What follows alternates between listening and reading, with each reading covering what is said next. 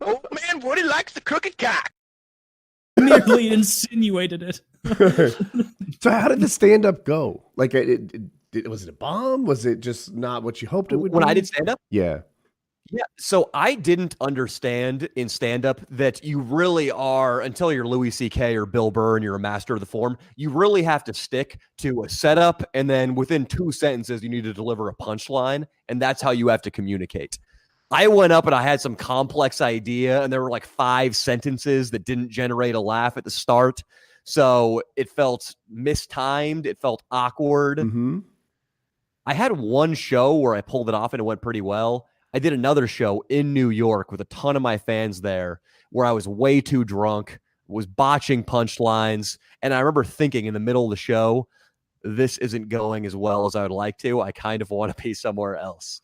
So that's not a great sign as to how the performance went. Everyone who does stand up, like I watch the JRE a lot, and of course there's a lot of comedians on it.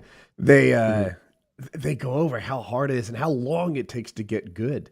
I can't think of many top-notch young people doing it. Like the people who are good in their 30s started in their teens.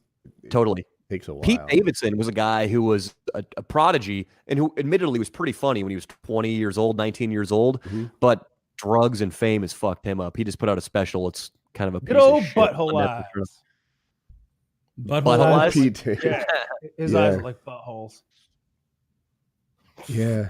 That's all I got. In comedy, being 30 is like being 20 because of what you're saying, Woody. The development window it's slow, and you need to have life experience. You need to have shit to write about. Yeah, and you talked about how like your bit went well once, but not the other times. I wondered, like, did you deliver it differently each time? Was maybe one audience better, or like maybe it just needed a little bit of tuning?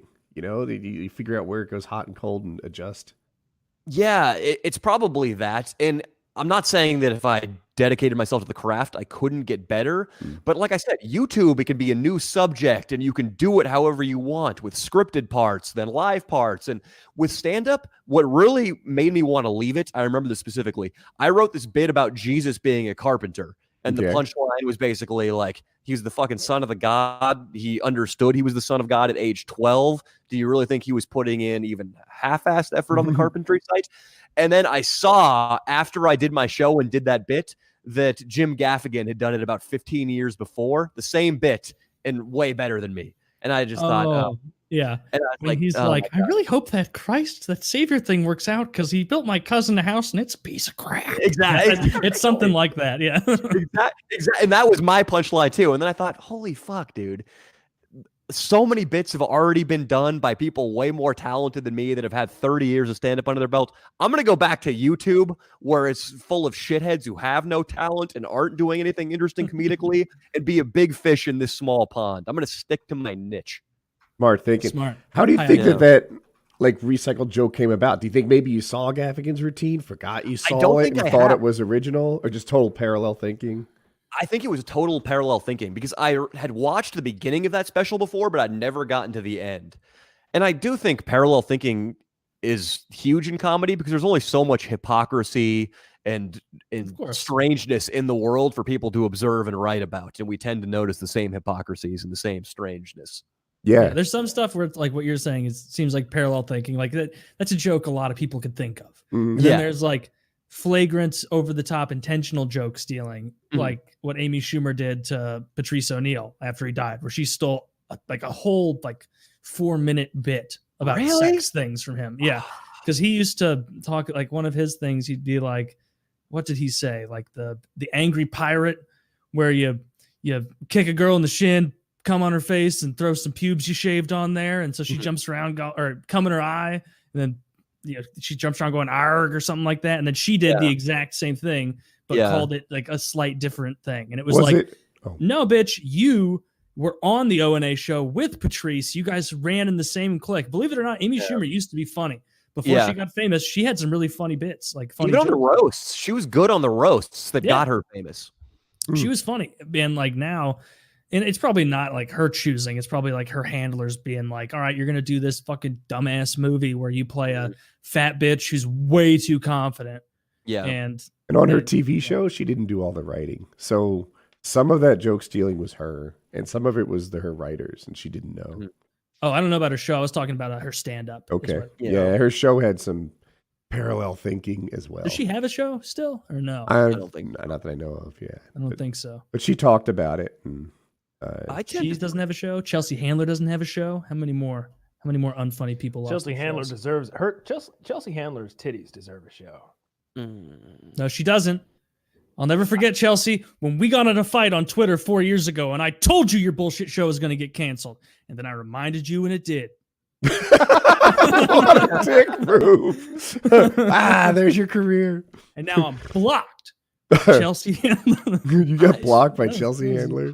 I wonder if she remembered, like, when you reminded her, if you were like, I told you. Fuck, she was just being cunty. Where I said something about her not being funny, and she was like, "I'll respect your opinion when blah blah blah blah blah." When you have a television show where you can talk about your opinions, and I was like, "Shut up, bitch! Enjoy the final season of your show," or something to that effect. And then I think I was meaner than that. I might have called her meaner than that because that was a little soft. I don't remember. And then I remember like when it did happen, just tweeting like, "Ha ha ha ha ha! Told you, idiot!" or something like that. You scumbag. I love it, but you scumbag. He's so mean on Twitter. I hear about Taylor's Twitter and like the legend of it. And then by the time I get to it, it's all deleted. Just being yeah, well, because a lot of the times Twitter will pop up and be like, you have to delete this one and this one, and this one and this one.